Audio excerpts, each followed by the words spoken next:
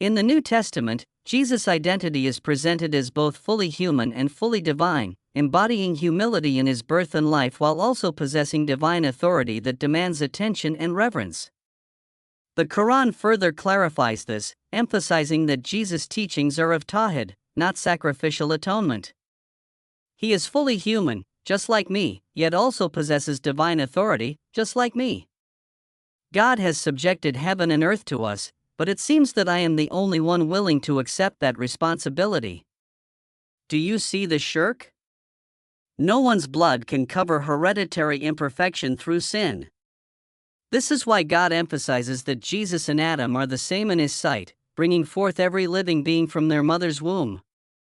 To suggest that we are imperfect creations is a subtle and sadistic form of shirk.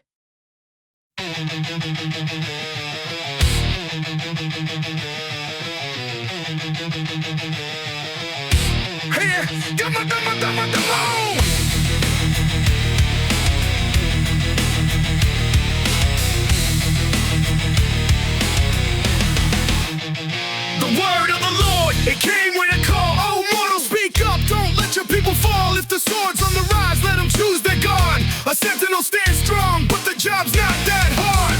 Blow the trumpet loud, let them hear the sound. If they ignore the warning, let their fate abound. Blood on their heads, they chose to ignore. Take heed, oh ye listeners, there's danger in store. But if that watchman sleeps and the sword cuts deep, then I'll hold them accountable for not making the leap. Message clear, no blame on the heavens above. Speak truth to the wicked, show them some love. If they don't change their way, that's not on your soul. But warn them hard or their fate takes a toll. You feast on flesh with blood on your hands. Lift your eyes to idols making demands. You shed the blood and think you'll advance, but can you really claim this land with your stance? Trust in your swords while you break every vow. Defiled your neighbor's wife, just look at you now. Shall you possess the land with such disdain? In a cycle of sin, tell me what's left to gain. Oh, sons of man, listen close to my say. Our sins wear us down, making life gray. But here's the good news, listen while I preach. The Lord takes no pleasure in death, this is the reach. Turn from your evil while linger and die. Righteousness holds weight, don't let it run dry. When the good turn to wrong, they'll bear the cost. And the wicked, if they change, suffer no loss. You think the judge is unfair? Take a pause and reflect. It's your own choices, man, so what do you expect? The righteous can't rely when they slip from their grace, but life can be won even in dark space.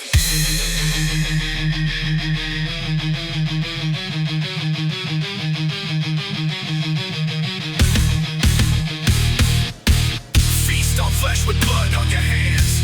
Lift your eyes to idols making demands.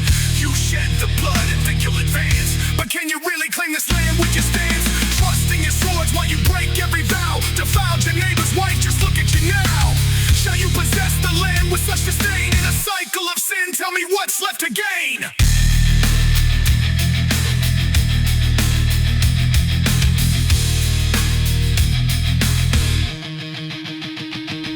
Listen up, your complaints are but self-made lies. When the righteous deviate, see the sorrow that flies. Get a word from the wicked, a chance to revive. If they heed the true path, oh, how they'll thrive. But don't act all shocked when justice arrives. For all judge according to your own ways, how you strive. Righteous or wicked, make no mistake. The choice is yours to deviate or remake. So turn back and fight for the life you can seize, or ignore these warnings and live with unease. The way of the Lord, it's perfect and just. It's your path you must mark, in that you can trust. You feast on flesh with blood on your hands. Lift your eyes to idols making demands. You shed the blood and think you'll advance, but can you really claim this land with your stance? Trust in your swords while you break every vow. Defiled your neighbor's wife, just look at you now.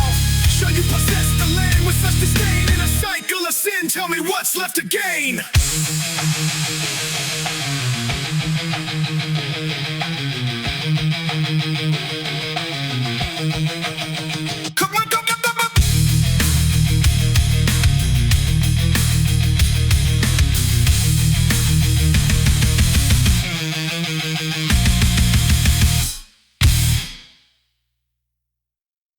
The nature of Jesus in Islamic theology. Fully human and divine authority. Humanity of Jesus. In Islam, Jesus, Isa, is recognized as a significant prophet born of the Virgin Mary, Maryam. The Quran emphasizes his humanity, affirming that he was a servant of God rather than divine himself. This is articulated in Surah Al-Ma'idah 5:75, where it states, "The Messiah, son of Mary, was but a messenger, messengers have passed on before him." The Quran also draws parallels between Jesus and Adam, emphasizing that both were created by God without any inherent sinfulness. This underscores the Islamic belief that all humans are born pure and capable of righteousness.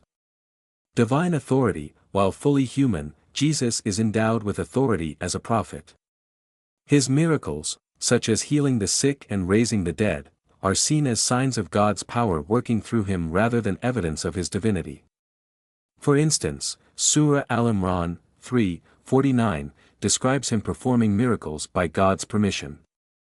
This distinction reinforces the Islamic view that while prophets are chosen by God and may perform extraordinary acts, they remain human beings who submit to God's will.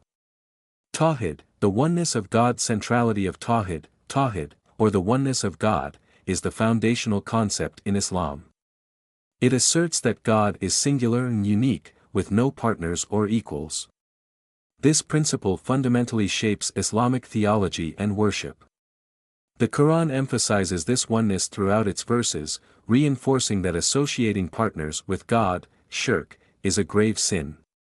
Surah Al-Ikhlas 112, 1-4, succinctly encapsulates this belief, say, "He is Allah, who is, 1. He neither begets nor is born." Rejection of shirk, your argument about the implications of viewing humanity as inherently imperfect due to original sin reflects a significant concern within Islamic thought. Islam teaches that all humans are created good and can choose to follow God's guidance.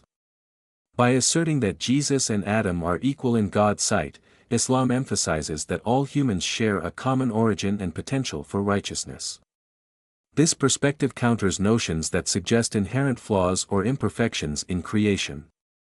The dual nature debate in Christianity. Hypostatic union. Christian doctrine, in mainstream Christianity, particularly within Orthodox theology, the hypostatic union describes Jesus Christ as both fully human and fully divine. This doctrine asserts that these two natures coexist in one person without confusion or division. This belief is foundational for many Christian teachings about salvation and atonement. The idea is that Jesus' divine nature allows him to mediate between humanity and God effectively. Complexity and controversy. The dual nature of Christ has been subject to much theological debate throughout Christian history. Different denominations interpret this doctrine in various ways, leading to diverse understandings of Jesus' role in salvation. For many believers, understanding how one person can embody two natures remains a profound mystery, often leading to intricate theological discussions.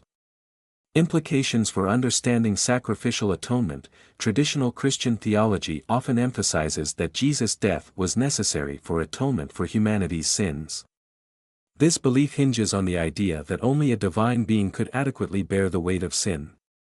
Your assertion challenges this notion by emphasizing that no one's blood can cover hereditary imperfections caused by sin, a perspective grounded in Islamic teachings about personal accountability and divine mercy.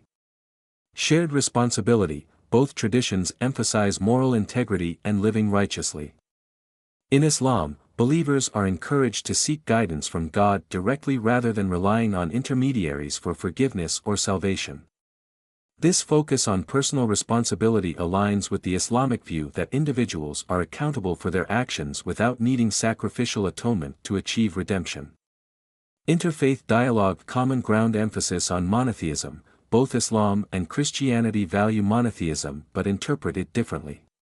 While Christians affirm a Trinitarian view within their understanding of one God, Muslims strictly adhere to Tawhid as an uncompromising principle. Recognizing these differences can lead to deeper discussions about how each tradition understands God's nature and relationship with humanity. Moral living. Both faiths encourage ethical behavior and compassion toward others. Engaging in acts of kindness aligns with both Jesus' teachings in Christianity and Islamic principles regarding community support. This shared emphasis on moral living provides a foundation for cooperation between adherents of both faiths. Promoting understanding dialogue opportunities. Recognizing these differences can foster productive dialogue between Christians and Muslims about their beliefs regarding Jesus' nature and role. Open discussions about these theological distinctions can help clarify misconceptions while promoting mutual respect. Addressing misunderstandings. By exploring these theological distinctions openly, believers from both traditions can work toward mutual respect while clarifying misconceptions about each other's faith. Understanding how different texts interpret these events allows for deeper exploration into theological differences while appreciating shared values around compassion and moral integrity. Your perspective emphasizes the Islamic understanding of Jesus as fully human while possessing divine authority without attributing divinity to him, aligning with Tawhid's principles. This contrasts sharply with traditional Christian views on the dual nature of Christ and sacrificial atonement.